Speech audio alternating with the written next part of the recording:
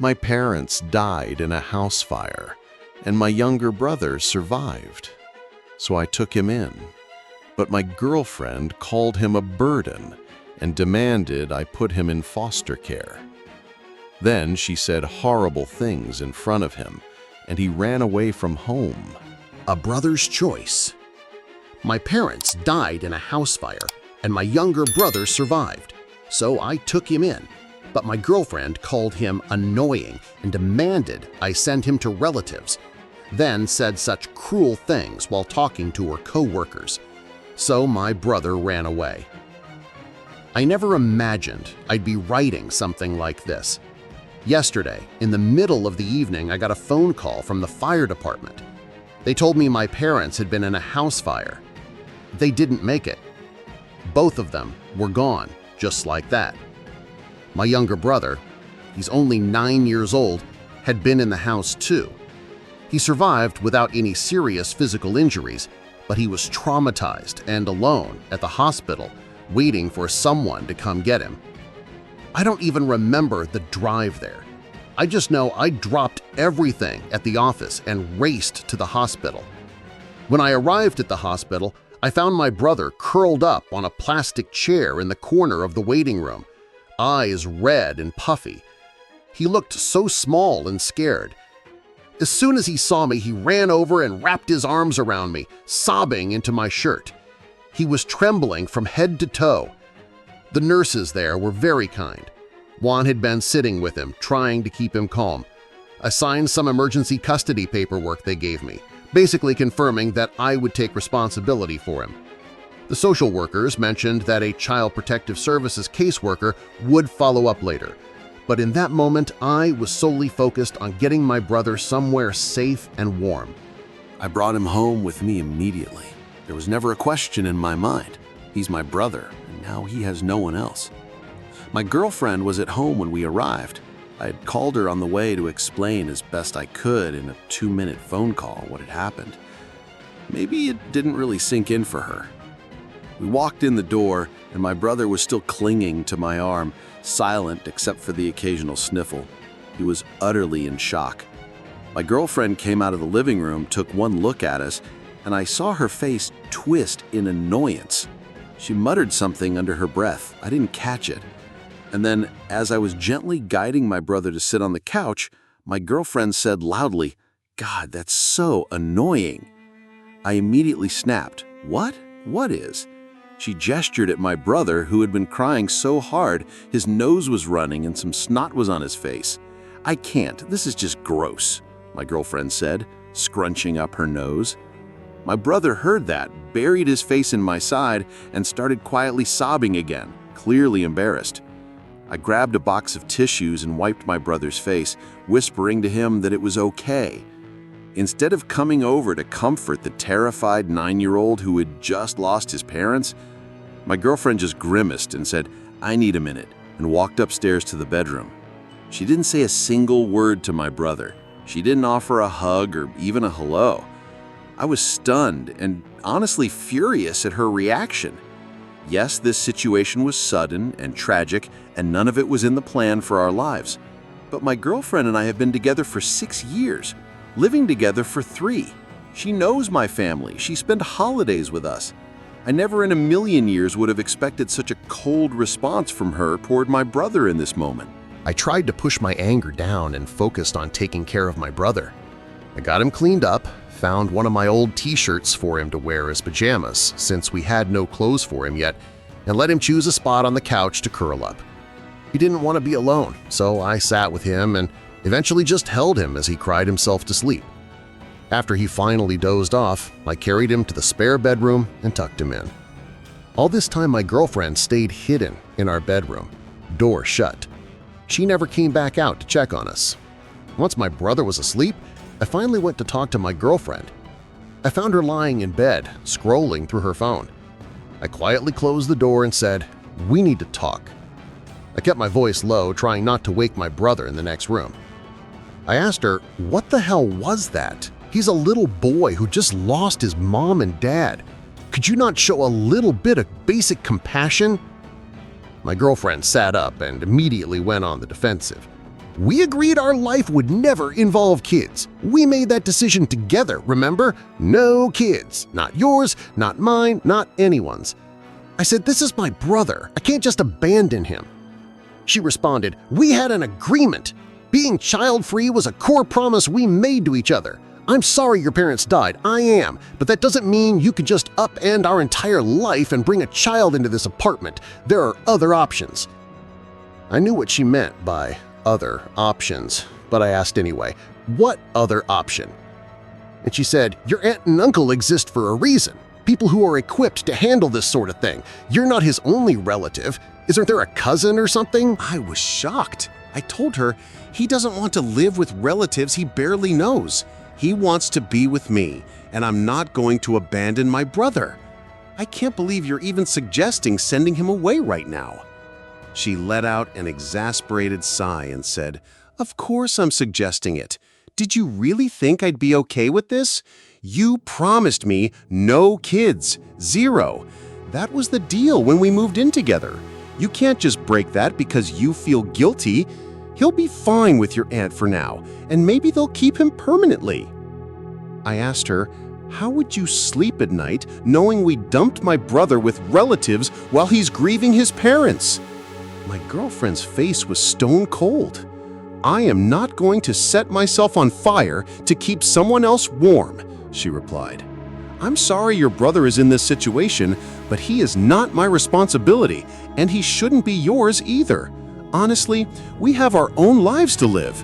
We were happy before this, and I want that life back. At that, I realized that maybe we weren't just on different pages, we were in completely different books. I told her, my brother has no one else. I'm his family. I won't do that to him. My girlfriend just shook her head and said, I'm not going to be a martyr for someone else's kid. If you want to ruin your life, go ahead, but you can't expect me to stick around for it. I didn't respond to that. I just left the bedroom because I could feel white-hot anger building up, and I didn't want to explode and say something I couldn't take back. I spent the rest of the night on the couch outside the spare room. I eventually fell asleep. I have no idea what this is going to mean for my relationship. Less than 24 hours ago, I thought I had a clear picture of my life. A loving relationship, a stable routine. Now it all feels shattered. My girlfriend is livid at me for bringing my brother home, and I'm furious at her for how she's reacting. I'm posting this here because I genuinely don't know what to do. How do I even begin to get through to my girlfriend on this? Is my relationship essentially over if I insist on keeping my brother? I feel like my whole world just flipped upside down in a day. I want to do right by my brother, above all, but I'm afraid of the fallout. Any advice or perspective would be greatly appreciated. Update 1. It's been a few days since I last posted, and things have been tense. My parents' memorial service was earlier this week, which was obviously an emotional hell for everyone, especially my younger brother. I helped him put on a black suit and combed his hair as best I could. He was quiet the whole day, holding my hand in a death grip through the service. My girlfriend attended the memorial service too, but kept her distance from us. She gave her condolences to a few of my relatives and mostly looked bored, scrolling through her phone when she thought no one was watching. I tried not to pay attention to her and instead focused on supporting my brother, who broke down crying multiple times during the service. Each time, I stepped aside with him, held him while he sobbed, and whispered that I'm here and he's not alone. My girlfriend never once came over to comfort either of us. After the memorial service, as we were all leaving the cemetery, my girlfriend approached me. For a second, I thought maybe she was going to ask how my brother was holding up or perhaps show some sympathy. Instead, she handed me a small stack of papers. It was a list of local relatives and some printouts of emails. My girlfriend had actually been contacting family members to find a placement for my brother. She said quietly, "I've done some research. These are some good options.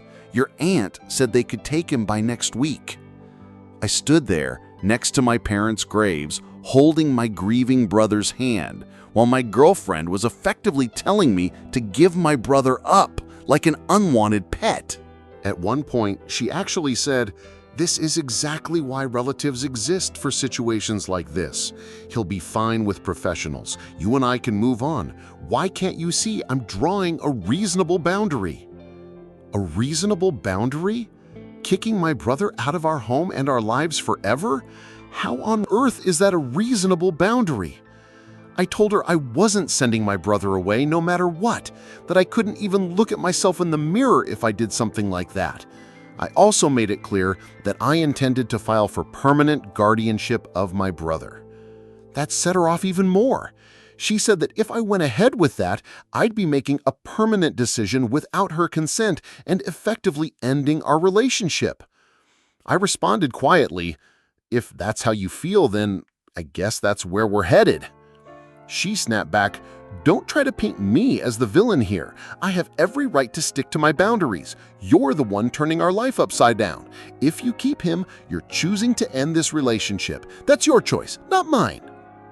She was actually trying to cast herself as the victim, saying I was forcing her hand by not giving in. I was exhausted and just done at that point. I said, "I'm not sending him away. I've made my decision. You need to decide what you're going to do." That ended the conversation. My girlfriend let out a noise of frustration, something like, "Unbelievable. Fine, have it your way." And then she stormed upstairs and slammed the bedroom door. Since then, we've been living under the same roof, but barely speaking. She's been sleeping in the master bedroom. I've been in the spare room with my brother or on the couch. In the meantime, I quietly contacted a lawyer to start the process for permanent guardianship of my brother. I haven't told my girlfriend yet, but I did inform the caseworker handling my brother's case that I'm pursuing full custody and that my home is his home now. Legally, the paperwork is underway. Emotionally, my girlfriend has completely checked out. She's rarely in the same room as my brother, and when she is, she acts like my brother doesn't exist. For example, just this morning, I was making breakfast for the three of us. My brother was picking at his cereal. He doesn't have much of an appetite these days, which is understandable. My girlfriend came into the kitchen, made herself coffee, and walked out without even acknowledging either of us. Not a good morning or even a glance in my brother's direction. My brother definitely noticed. He just stared down at his cereal, looking sad. I squeezed his shoulder and changed the subject, asking if he wanted to go to the arcade later. Inside, I was boiling at how my girlfriend could be so hateful, but I didn't want to show my brother that I was upset. I don't know what's going to happen in the next few days. The tension in the apartment is through the roof. My girlfriend's ultimatum deadline is basically here, and I suspect she's going to follow through on her threat. To be honest, part of me has already accepted that this relationship is likely over. It hurts. This isn't how I imagined my life would turn out, but when I look at my brother, I know that I can't do anything except put him first. I got a lot of supportive messages and advice after my first post, and I want to say thank you. Some people thought my girlfriend might come around with time, but that's looking less and less likely now. She's dug her heels in. I'll update again when I know more or if anything major happens. For now, I'm taking things one day at a time, taking care of my brother, and preparing myself for whatever comes next. Update 2. I wish I had better news, but the situation reached a breaking point in the worst way possible. About 1 week after my girlfriend's ultimatum, I had no choice but to return to work. I'd taken a few days off to handle the memorial service and the initial arrangements for my brother, but I was already pushing the limits of my leave. My brother was still not back in school. I'd planned to enroll him in the local school district, but I was waiting on some paperwork, which meant he'd be home during the day. My girlfriend was off work that day as well. I was anxious about leaving them together, but I naively hoped that, at the very worst, they would just ignore each other until I got home. I checked in via text a couple of times during the day, asking my girlfriend if everything was okay at home. She replied only once with a short, "Everything's fine." I also texted my brother. I had gotten him a simple cell phone recently just so he could reach me if he needed to. He didn't answer, but that wasn't too unusual. Sometimes he falls asleep or forgets to check his phone. Still, I had a bad feeling I just couldn't shake. When I finally got home that evening, the apartment was eerily quiet. I called out my brother's name. I'll call him Danny here. "Danny, I'm home." No answer. I checked his bedroom. Empty. Living room, balcony, no sign of him. Panic started to set in. My girlfriend was sitting on the couch, scrolling on Instagram, acting almost bored. I asked, "Where's Danny?" She barely looked up and just shrugged, "I don't know. Not here, obviously." I felt a cold chill go through me. "What do you mean you don't know? He was here when I left this morning, wasn't he?" My girlfriend rolled her eyes and said, "I'm not his babysitter. He was around earlier and now he's not. That's all I know." I was in full panic mode now. I raised my voice. "Why the hell didn't you call me when you realized he was gone?" That finally made her put down her phone. She looked me straight in the eye with this irritated expression and said, "Look, he's been nothing but trouble. Honestly, it's better this way." I couldn't believe what I was hearing. Better this way? Are you out of your mind? How is a 9-year-old missing better in any way?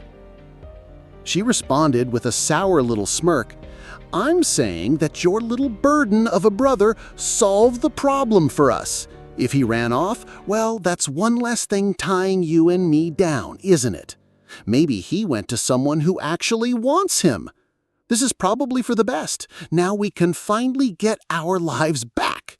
I told my girlfriend she was sick in the head if she thought a child running away was some kind of solution. She had the nerve to wave her hand and say I was overreacting, that kids run away all the time when they're upset. He'll turn up or someone else will take care of it. I realized I was wasting precious time arguing with her. I needed to find my brother immediately. I grabbed my keys and called a few friends and family members to help search. Within minutes, we had a small search party mobilized. My best friend, a couple of neighbors, and a cousin all joined in. We fanned out across the neighborhood. I also called the police to report my brother missing and gave them his description. As I searched, I kept calling his cell phone over and over, but he didn't pick up. Those were the most terrifying hours of my life. We looked every place we could think of: the playground, the route to his old school, the convenience store he likes, around my parents' old neighborhood, everywhere. I was driving slowly with my hazard lights on, shouting his name out the window like a madman. My mind went to some dark places. I was imagining all the horrible things that could have happened to him. It was pure agony. Finally, around 2 a.m., my phone rang. It was my friend, let's call him Mike, who had been searching with us. I could hear the relief in his voice as he said, "I found him." I almost collapsed hearing those words.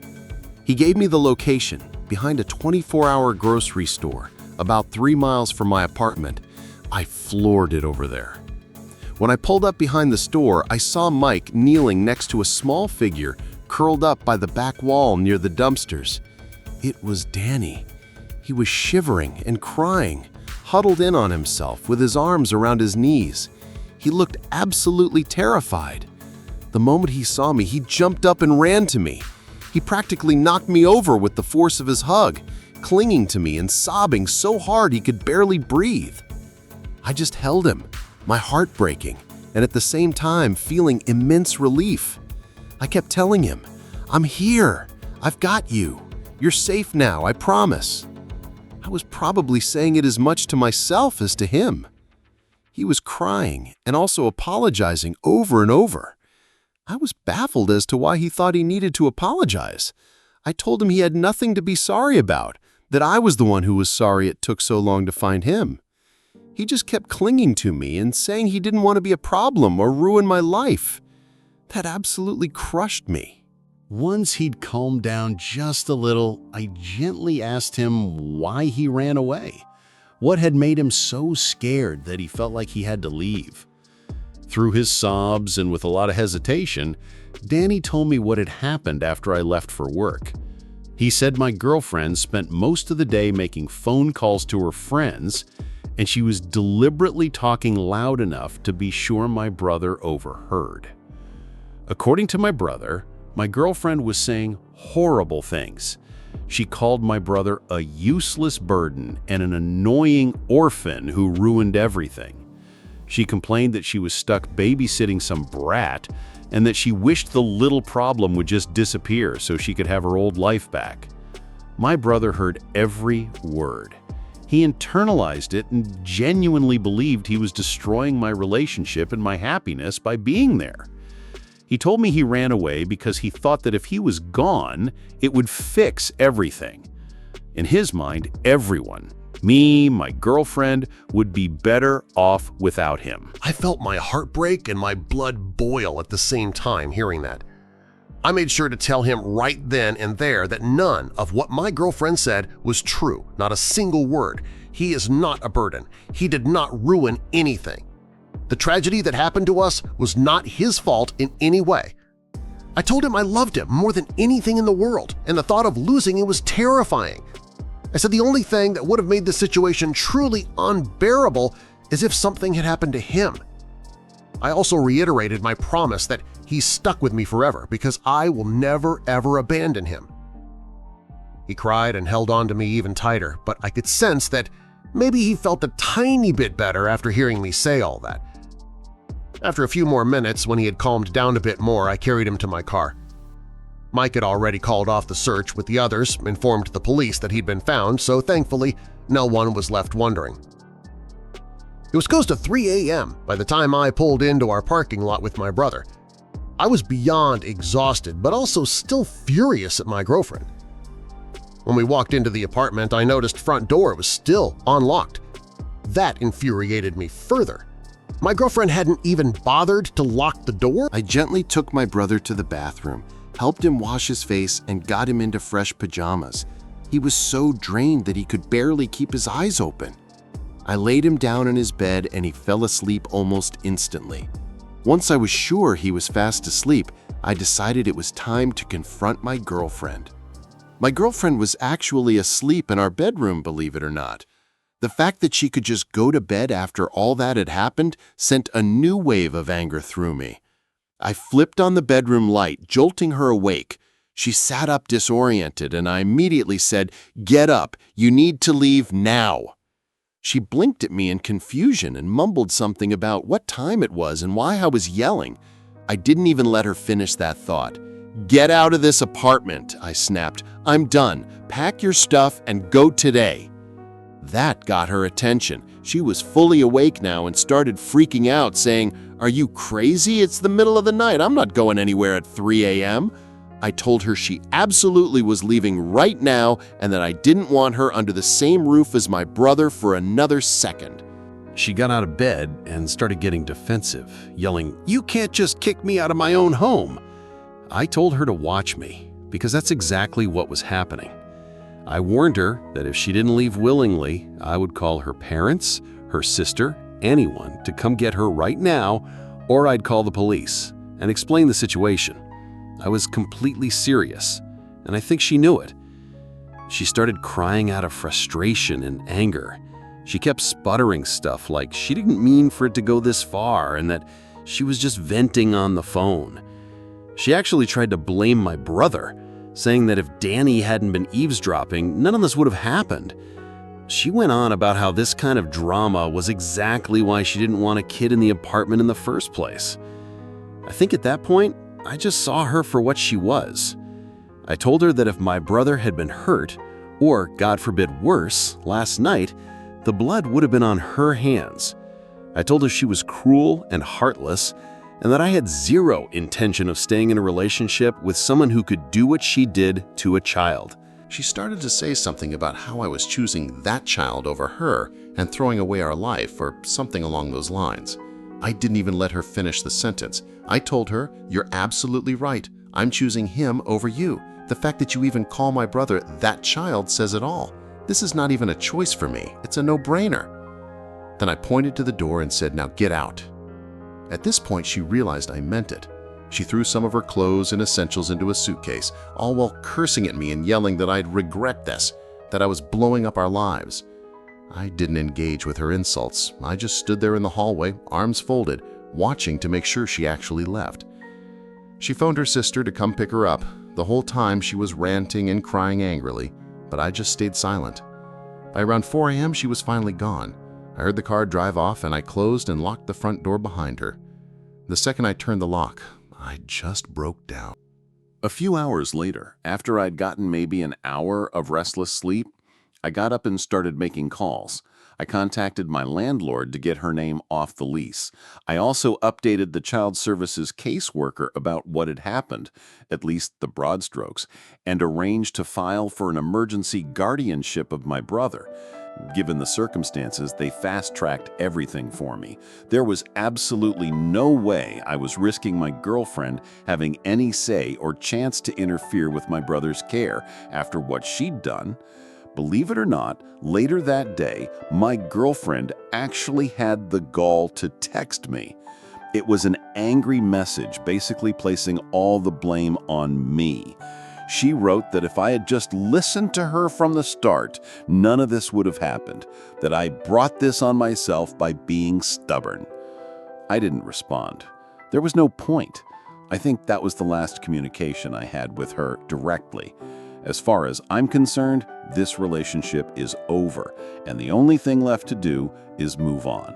My sole focus now is my brother. Update 3. It's been about 4 months since my last update.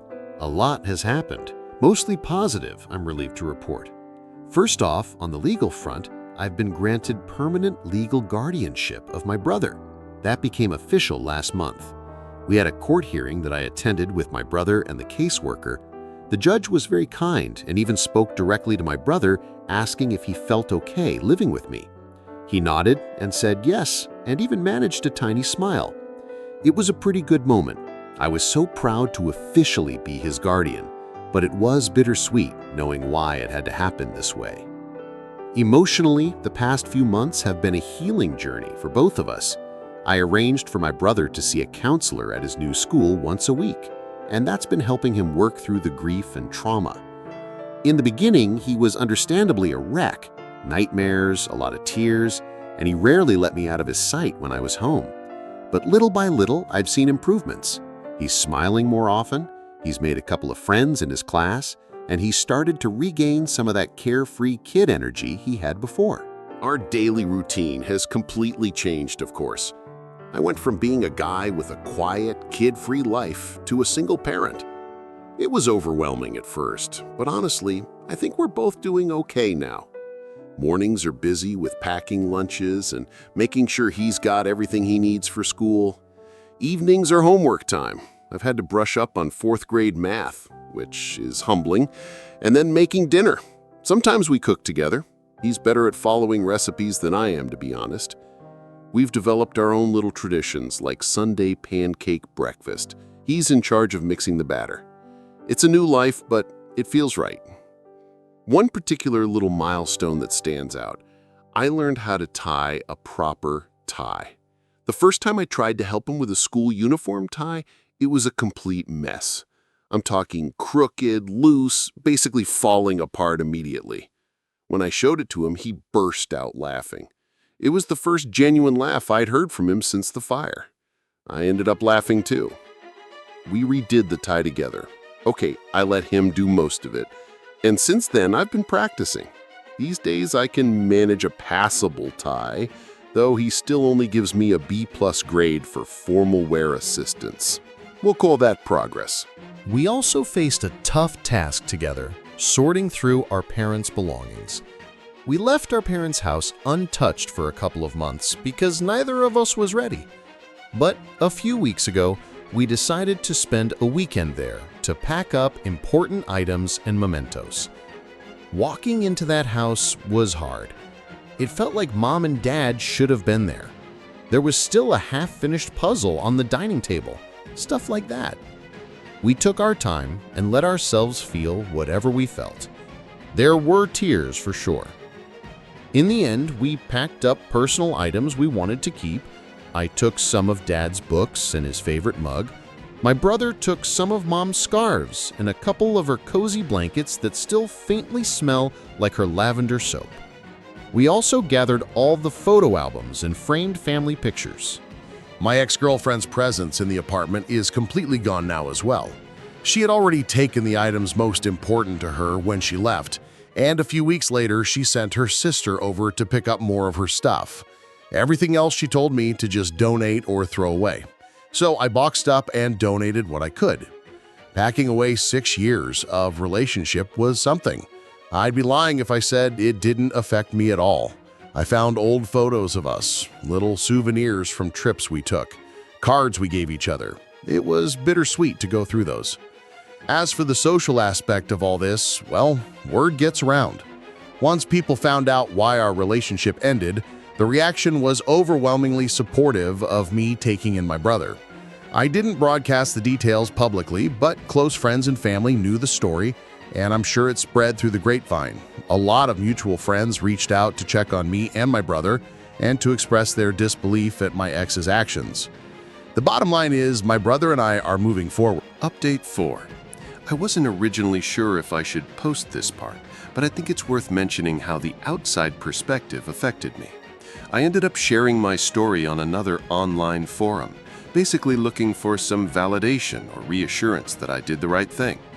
The majority of responses were extremely supportive. Many people praised me for stepping up for my brother and said I was a good guardian. Reading those supportive comments felt good and affirming. It reinforced that despite the personal cost, I had made a compassionate choice. However, not all the feedback was positive. A handful of people were surprisingly critical.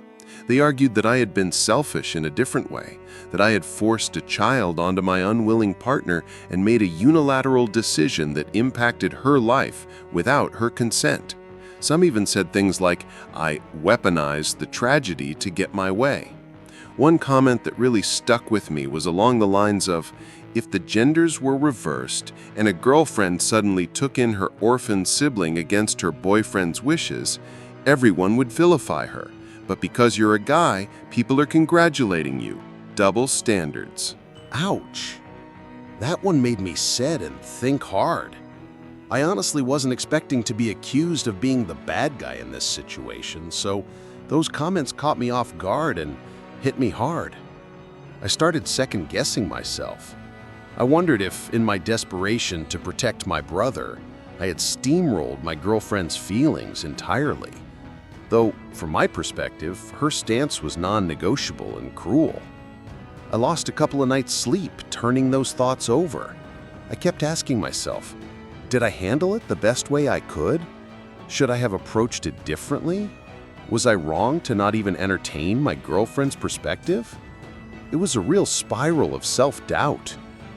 One evening after my brother had gone to bed, I guess I was sitting on the couch, looking as troubled as I felt. He ended up padding out of his room, saying he couldn't sleep and had gotten up for a glass of water. He saw me and asked if I was okay. I didn't go into the full details, but I told him that I had read some things online that made me worry I might have made the wrong decisions. He looked at me with these big, concerned eyes and asked what I meant. I told him that some people thought I had been unfair to my girlfriend and that maybe I shouldn't have done what I did the way I did it. He was quiet for a moment. Then he asked me, if you could go back in time, would you let them send me away so you could have stayed with your ex-girlfriend? The question stunned me, and I answered immediately, no, absolutely not. I would make the same choice every single time. He just nodded and said, then I don't think it matters what those people say. Then he hugged me and added, I'm really glad you're my brother. That pretty much snapped me out of my funk. He was right. Strangers on the internet have no idea what our life is really like or what we went through. They see one snapshot and make judgments, but they didn't live it. In that moment, I also realized I don't actually need validation from random people online to know I did right by my brother. The proof is right here in front of me. A little boy who has lost so much but is safe and loved and healing. I'd choose that over appeasing a million internet strangers every time. After that, I stopped torturing myself by reading the critical comments. I made peace with my decision. I'm incredibly thankful for the overwhelming support we've received, both online and from friends and family in real life. It's heartening to know that most people understand why I did what I did. But even if that weren't the case, I can go to sleep at night knowing my brother is under my roof and not somewhere he'd feel unwanted and unloved. This will probably be my last update. I just wanted to close the loop and let everyone know that we're doing all right. My brother is doing better each day, and I'm genuinely enjoying being his guardian, even when it's challenging. My relationship fell apart, yes, but in exchange, I saved